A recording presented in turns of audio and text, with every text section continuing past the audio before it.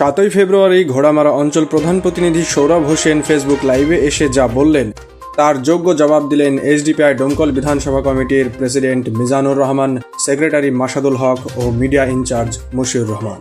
সৌরভ হোসেন বলছেন, কোন একটা দল 10 থেকে 15 জন ছেলে একটা আন্দোলন করছে আর কি। আপনাকে অনেক অনেক ধন্যবাদ।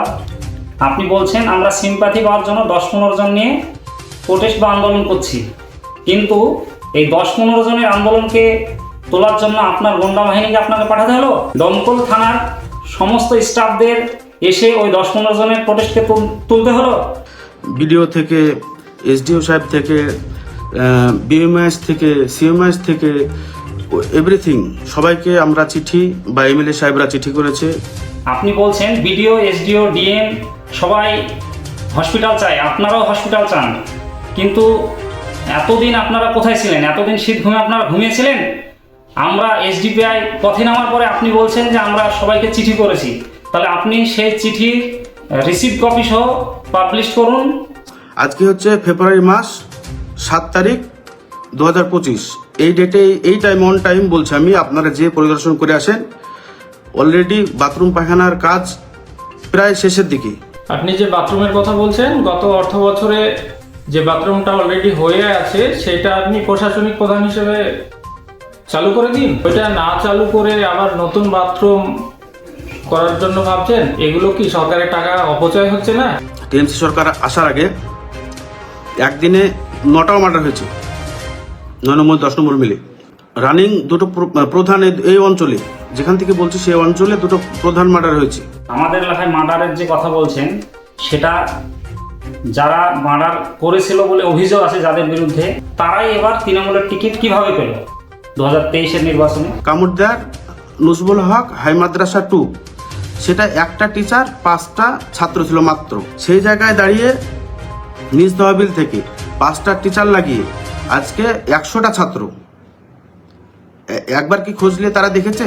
আপনি যে মাদ্রাসার কথা বলছেন যে চালু করেছেন, সেখানে 5 জন ছাত্রী ছিল এবং একজন শিক্ষিকা ছিল, সেই মাদ্রাসায় কি আপনার মেয়েদেরকে বা ছেলেদেরকে ভর্তি করেছেন? আপনি যার বিরুদ্ধে বলছেন তিনি তার মেয়েকে, হাকিকুল ইসলাম তার মেয়েকে সেই স্কুলে ভর্তি করেছে যাতে স্কুলটা বেঁচে থাকে, তার জন্য আপনি স্কুলের রেজিস্ট্রারে গিয়ে দেখে আসুন। আমাদের অ্যালার্টমেন্ট হয়ে গেছে 1 কোটি টাকা। অ্যালার্টমেন্ট হওয়ার মধ্যে ফেব্রুয়ারি এপ্রিলের মধ্যে অ্যালার্টমেন্ট হয়ে যাবে, 1 কোটি টাকা কাজ শুরু হবে। হাসপাতালে পানীয় জলের ব্যবস্থা 15,30,388 টাকা। আন্দোলন করছে কালকে, তার কদিন আগে, 10 দিন আগে হলে শুরু হয়েছে। ওরা জানছে যে কাজ কমপ্লিট করে ফেলবে, আমরা সিম্পাথি পাবো না, এই কারণেই মানুষকে একটা ভুল বার্তা দিচ্ছে। আপনি বলছেন টাকা অ্যালটমেন্ট হয়ে গেছে, কারো মুখের কথায় টাকা অ্যালটমেন্ট হয় না। টাকা অ্যালটমেন্ট হওয়ার আগে অর্ডার হতে হয় এবং টেন্ডার হতে হয়। মানুষকে ধোঁকা দিবেন না। যদি আন্দোলনের আগে টেন্ডার হয়ে থাকে বা অফসিট হয়ে থাকে তাহলে আপনাকে ধন্যবাদ, এবং সেই কপি মানুষের সামনে, টেন্ডারের কপি মানুষের সামনে প্রকাশ করতে হবে। আর যদি আন্দোলনের পরে বের হয় তাহলে ক্রেডিট নেওয়ার চেষ্টা করবেন না। যে প্ল্যান্টে মাঝে মধ্যে দেখবেন কোন জায়গায় মোড়ে, কোন জায়গায় মাদ্রাসার মাথায়, কোন জায়গায় রাস্তার ধারে বা রাস্তায়, এরকম 6টি ওয়াটার ট্রিটমেন্ট প্ল্যান্ট। আপনি যে 6টা সজলধারার কথা বলছেন তার মধ্যে 3টেই আপনার নিজের জমিতে বলে এলাকাবাসীর অভিযোগ, আর বাকি যে 3টে থাকলো এটা এই মাত্র 3টে পুরো 10 নম্বর অঞ্চলের জন্য তাদেরকে দিয়েছেন। যে আজকে আন্দোলন করছে ওনার স্ত্রী, ওনার মা, ওনাদের ফ্যামিলি সরকারি প্রত্যেকটা প্রকল্প নিচ্ছে। মমতা ব্যানার্জি রেশন থেকে কটা বলবো, বললে তো 1 ঘন্টা লেগে যাবে আমার। প্রত্যেকটা ভোগ করছে, অথচ তার বিরুদ্ধেই মানে আন্দোলন করছে।